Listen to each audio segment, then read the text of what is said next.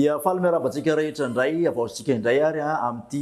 anio ty ny vaovao makasika ny rivodoza ho an'izay rivodoza zay araky nitahantsika amin'ny sary dia mahazo orambelo amin'izao tsika amin'ny teny zao amin'ny motsiraky ny faritra Melaky iny sy aty amin'ny faritra Atsimo andrefana ty mahazo ihany koa ato amin'ny faritra Menabe ato. Raha ny vaovao farany makasika ny ity rivodoza Alpha Rô ty dia any amin'ny 950 kilometatra avaratra somary avaratra andrefan'ny Morombeno misy ny Fohibeny raha tamin'ny Oraray lasa teo mikisaka mianatsinanana somary atsimo atsinanana manatina ny morontsiraka andrefana zany ity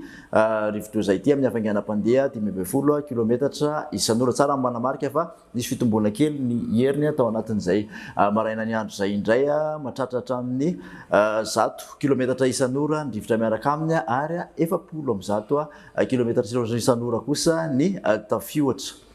Mbola tombanana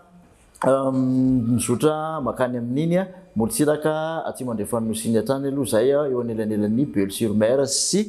Toliara voalohany sy faharoa. Tsara zany manamarika fa misy fiovana ny filazana makasika ny loko zany hoe mahazo filazana amin'ny loko mena indray ampiatran'izay filazana fipetrana mifanaraka amin'izay loko mena izay indray ny reto faritra vitsivitsy manaraka ireto dia Morondava, Manja, Morombe ary Toliara voalohany sy faharoa. Mbola mijanona loko mavo kosa Mahabo, Beroroa, Ankazoabo ary Sakara. Zay indray ny vaovao makasika ny izay rivodoza izay dia manasanao ho an'ny manaraka indray.